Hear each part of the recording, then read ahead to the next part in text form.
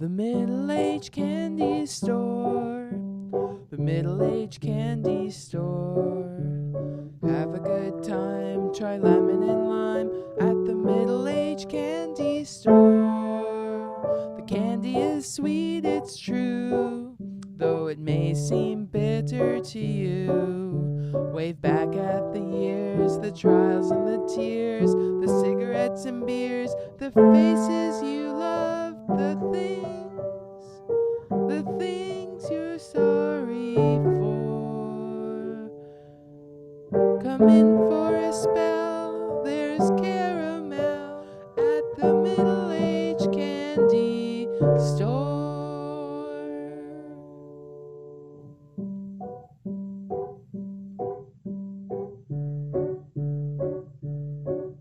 Hey folks, welcome to the candy store.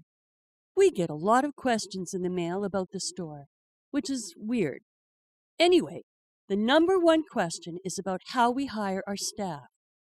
Well, you see, there is as much an art to marketing candy as there is to hiring the perfect staff. And our interview process is my personal pride and joy.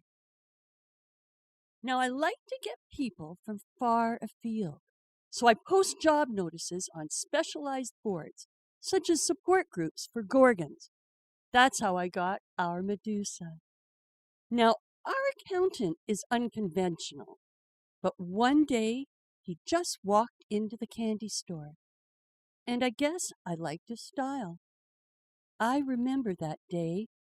I had just cleaned up the basement storeroom. Hey, Medusa. I think I finally got the last of the ants out of the basement storeroom. Cool, so we're no longer the middle-aged infested candy store then. No. Next, I have to get our books in order.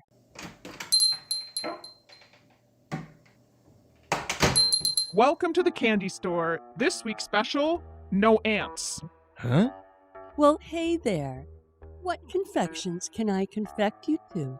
You can call me Coolsworth, my main lady. Prime Funkister of Hepcatistan. Coolsworth.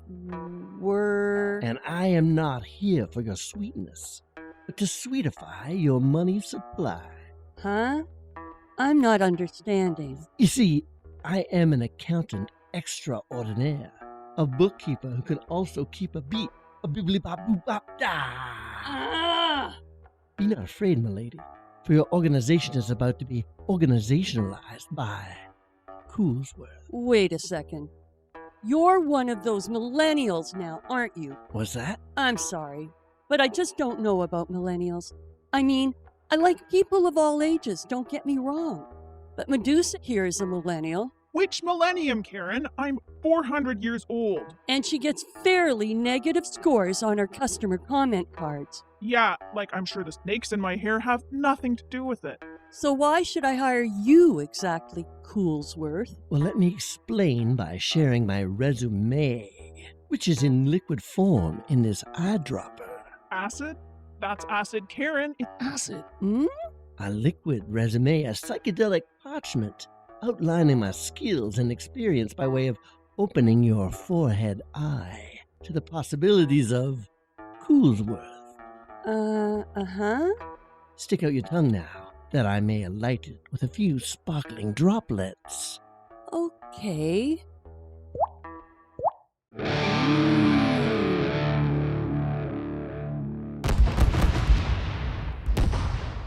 Hey, Medusa, try a drop? Yeah, sure. My shift is almost done and it's laundry night, so why not?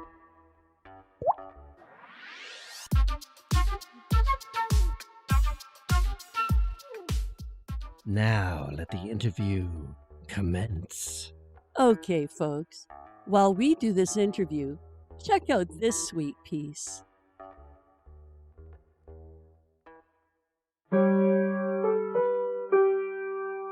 I like candy. The cat experiment.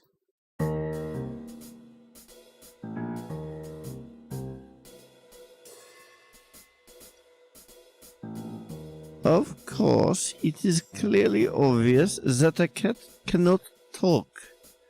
There has never been a cat with the ability to talk. However, through my experiments, I developed a method that made it possible to teach a cat to whisper. I was able to solicit a volunteer who brought his cat to me on that gloomy April day. So, you're going to be able to teach my cat to whisper? Yes. It seems incredible. I assure you, it's very credible. Meow. Please wait here in the anteroom, and I will be back in 1 hour with your cat. Those, goggles.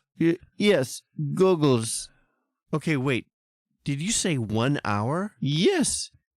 It is a very rapid process, you see.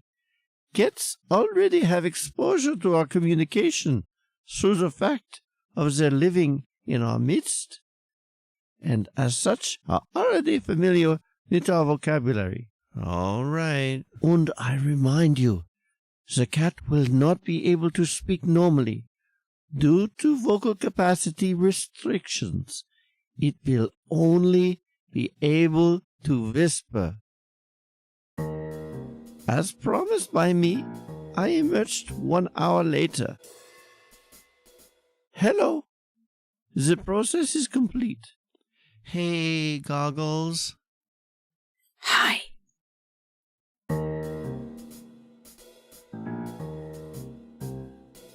From my ongoing consultations with the cat owner, it seemed that the transition was somewhat difficult.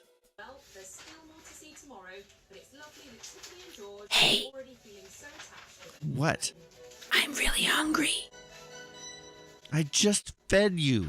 I know, but I'm still hungry. Okay. Can I have some food? No. Has recently seen steep No. property inflation and Please. with prices No. increasing around a third in the last 2 years.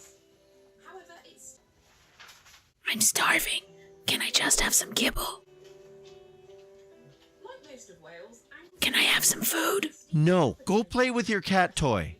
I don't like it anymore. Why not? third in the last 2 years. I don't know. It's boring. Go to your scratching post then. Like most No. of Wales and Eventually, the relationship deteriorated. The cat owner then resolved that he was, unfortunately, going to have his cat euthanized.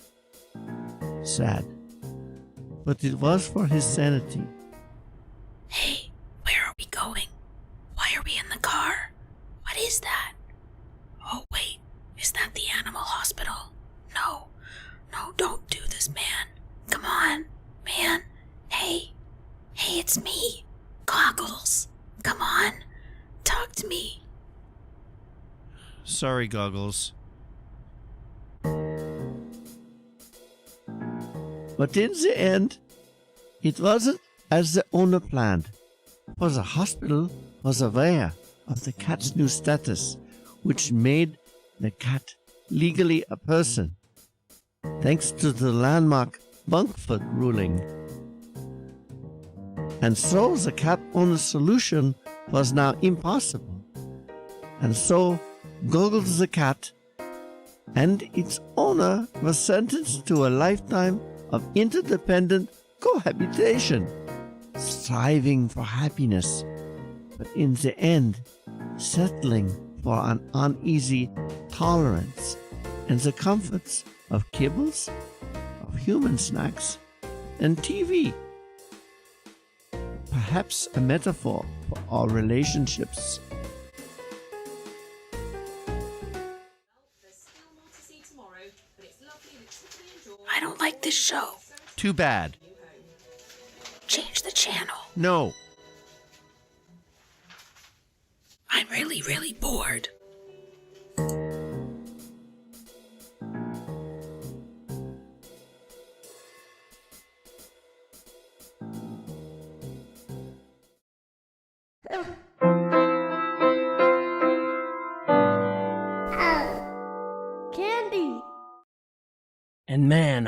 numbers like no one has ever heard of. Not like 87 or 5. I'm talking Scubbleteen and Wumpidillion. I'm a numberlicious poet of unsurpassed means. Don't blow it, show it, bongo it. Okay, Coolsworth. Well, that sounds impressive. I still have 3 more questions. Oh, it's kicking in. This music is making my ears warm. 1. How do I know you are indeed a numberlicious poet of unsurpassed means? 2. How do you handle conflict in the workplace? And 3. Why is there cottage cheese on your fedora? My candy empress, I shall answer these questions together. In this phase of the interview we shall call the hallucination.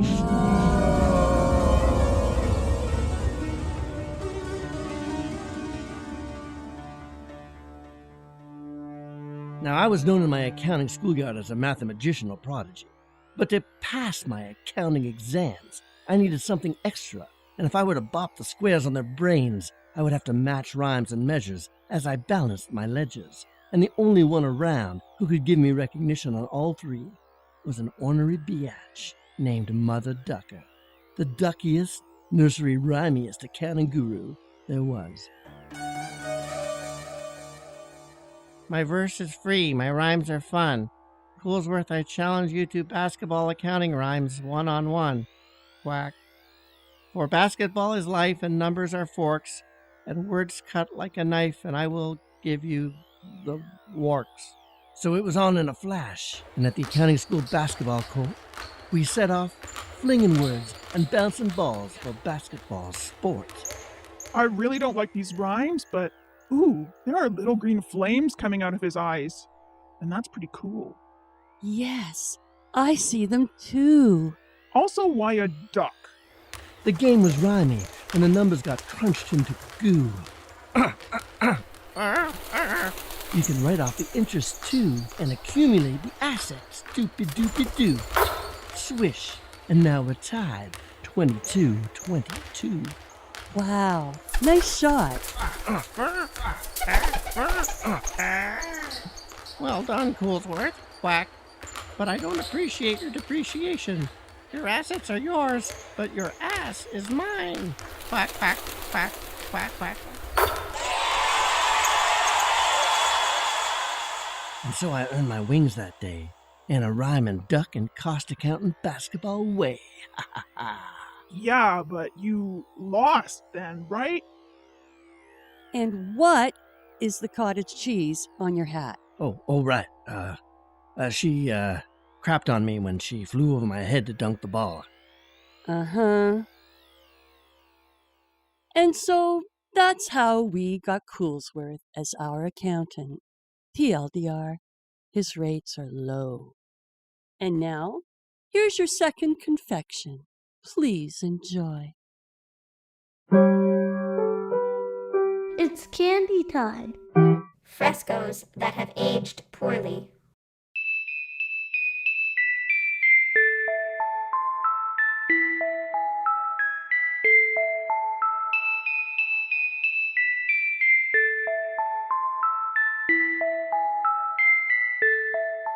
Greetings, my fellow art lovers. I am Sister Eileen, the Monotonous and Tiresome, and welcome to another episode of Unusual Global Frescoes, a visual and auditory guide to problematic public art from around the world. Feast your eyes on this stunningly beautiful ceiling fresco in the Basilica de la Santa Vomitoria in Las Vegas. As you can see, the artist has used the buon fresco, or true fresco technique, to embody his vision of the Virgin Mary as she kneels before a radiant Ronald McDonald. The story of this fresco is really quite remarkable. It is a matter of historical fact that Las Vegas did not have a single church of any denomination before the year 1973. Worshippers would gather instead in casino pit floors and raise their voices to the Lord amid the din of roulette wheels and one-armed bandits. Eventually, the casinos had enough of this practice. It was driving away business, and as you know, churchgoers never leave tips. So the crime families and casino moguls of Las Vegas came together to build a church for the community. They commissioned Joey Bignose, the most talented fresco artist in the 5 families, skilled in both Soto and Sioux and in Tonaco, to create a magnificent mural for the house of worship. They also sought corporate sponsorship to defray the cost of building, and thus our Blessed Virgin prostrates herself before the grinning clown you see here today. Note the fine detail work in our Blessed Mother's blue gown, and the halo emerging from Ronald McDonald's cherry red curls as he hands the immaculately conceived a chicken nugget.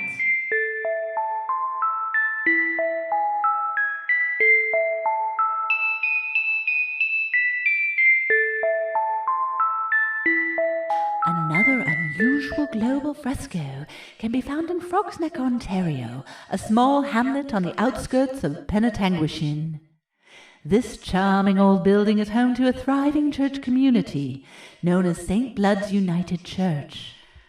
In the early 1960s, an enthusiastic group of parishioners took it upon themselves to renovate and redecorate the church, which was in disrepair and in danger of being taken over by a commune. The name of the artist who painted the striking fresco found in St. Blood's transept is lost to history, but his vision shines on in this surely unique creation. Using the fresco secco, or dry fresco technique, this masterwork depicts James Bond in the act of shooting Vladimir Lenin in the head. Notice the startled and terrified expression on Lenin's face as he stares cross-eyed at the bullet, mere inches from his nose. This dynamic and dramatic tableau speaks volumes of the artist's skill and dedication, as well as his strong anti-communist beliefs. As you can see, the art world is full of unexpected treasures and unusual gems. Some are in the center of the most sinful cities on earth, while others lie hidden away in tiny churches with eccentric congregations. I'm Sister Eileen, the Monotonous and Tiresome. I'll see you next time on Unusual Global Frescoes.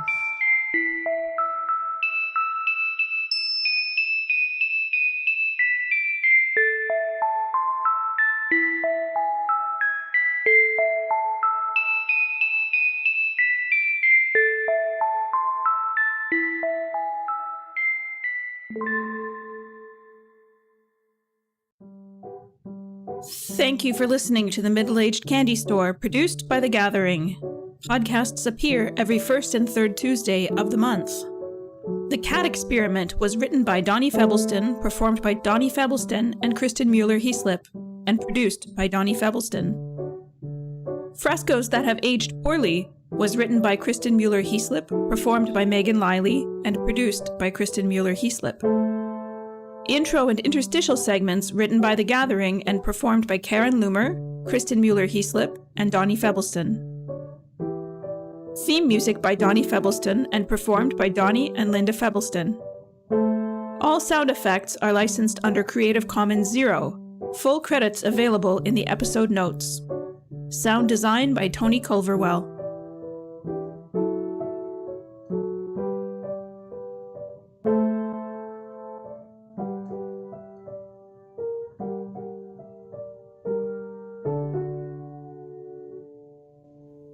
Come in for a spell.